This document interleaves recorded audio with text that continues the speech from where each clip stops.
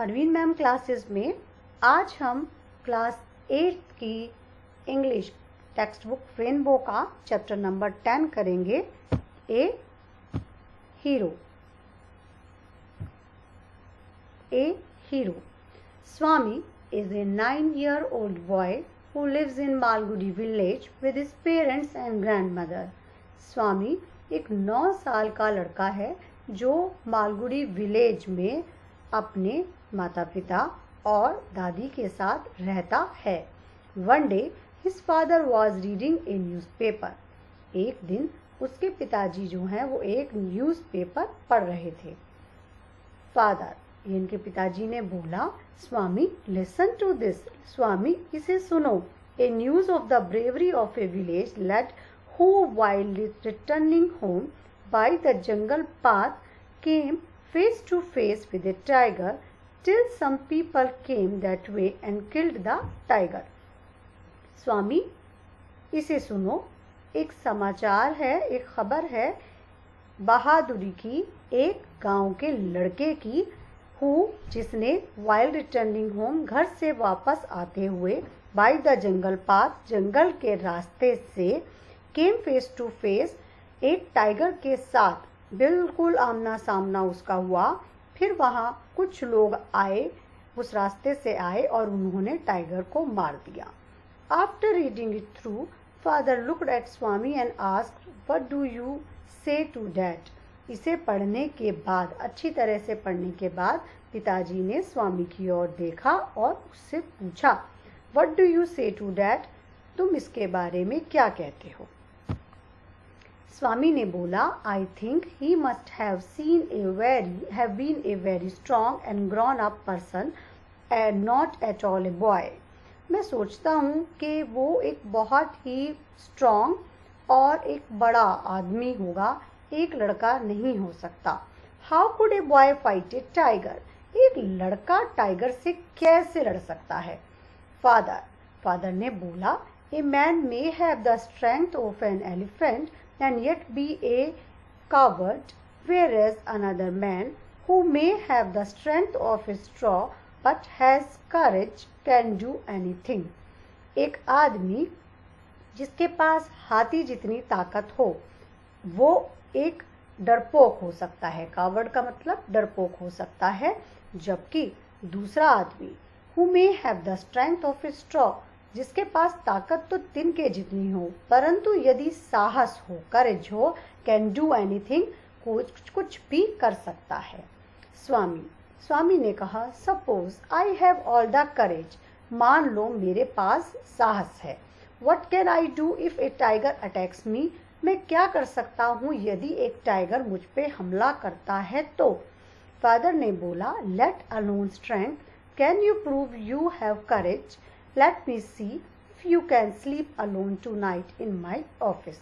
इस पे पिताजी इसे एक चुनौती की तरह से उसको स्वामी को ये सौंप देते हैं। वो कहते हैं कि चलो ताकत को तो रहने देते हैं।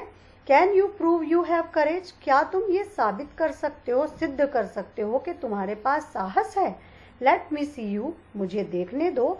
इफ यू कैन स्लीप, कि क्या तुम, यदि तुम सो सकते हो अकेले आज मेरे ऑफिस में, आज की रात मेरे दफ्तर में तुम अकेले सो सकते हो।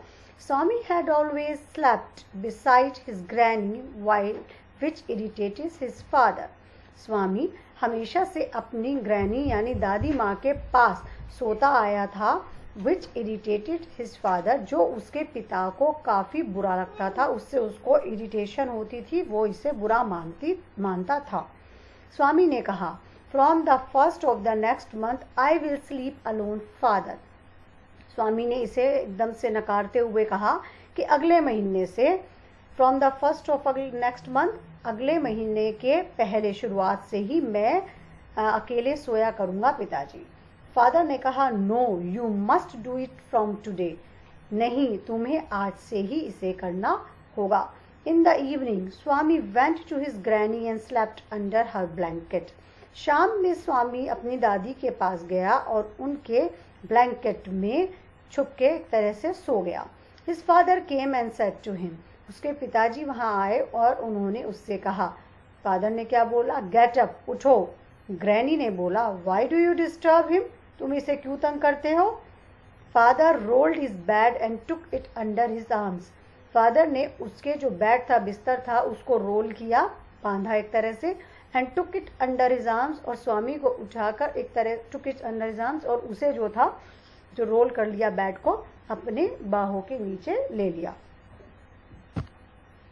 फादर ने कहा, कम विद मी, मेरे साथ आओ। स्वामी ने बोला, let me sleep in the hall please, your office is very dusty and there may be scorpions behind your law books.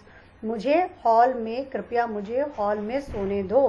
तुम्हारा ऑफिस, आपका ऑफिस तो बहुत धूल से भरा हुआ है। वहाँ आपकी जो लॉ की किताबें हैं, कानून की जो किताबें हैं, उनके पीछे तो बिच्छू होंगे, बिच्छू हो सकते हैं। फादर ने बोला, no, you must learn not to be afraid of darkness. It is only a question of habit.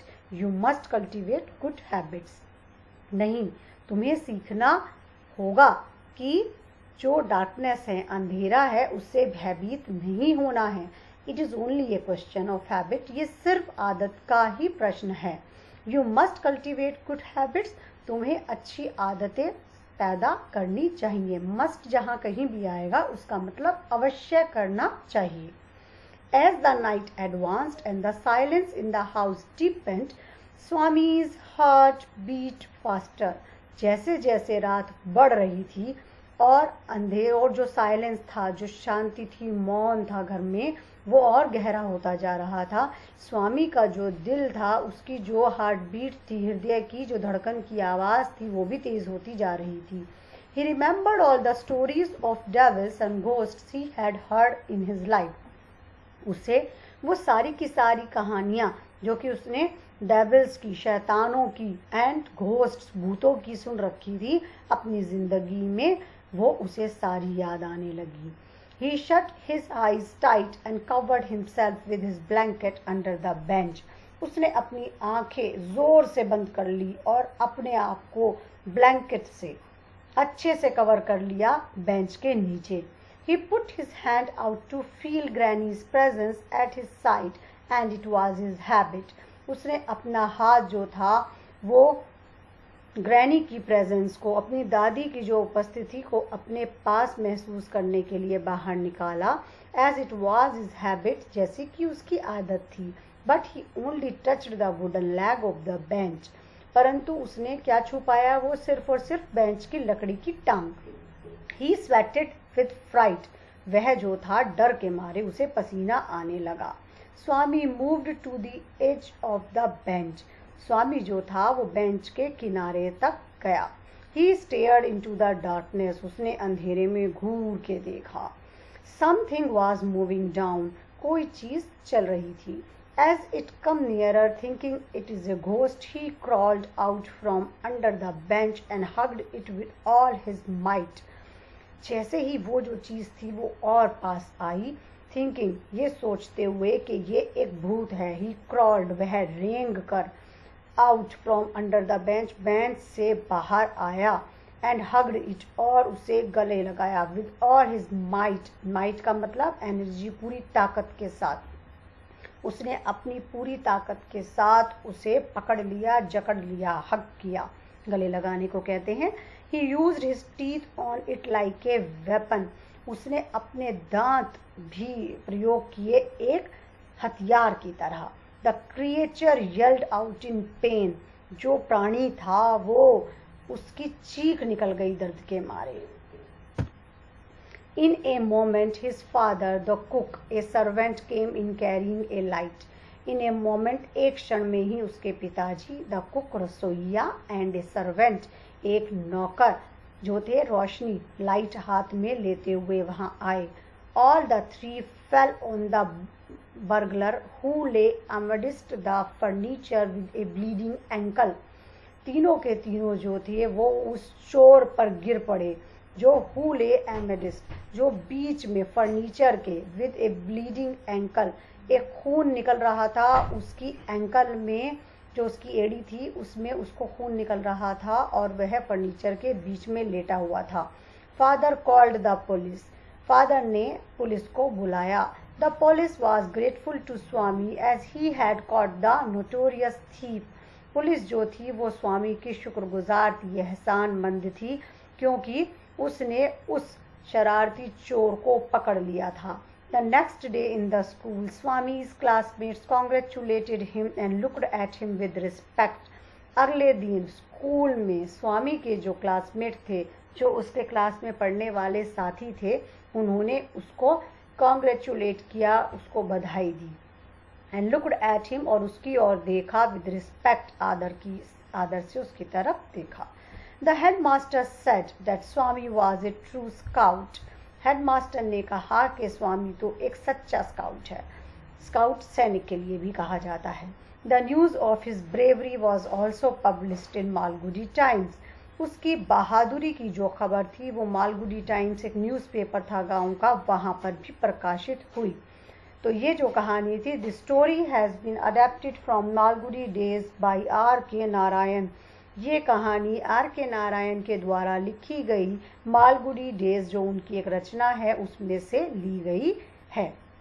तो ये कहानी बड़ी ही मज़ेदार थी, जिसमें एक हीरो नायक के बारे में बताया गया है कि साहस एक ऐसा गुण है जिसकी मदद से कोई भी व्यक्ति नायक बन सकता है, हीरो बन सकता है. Thank you.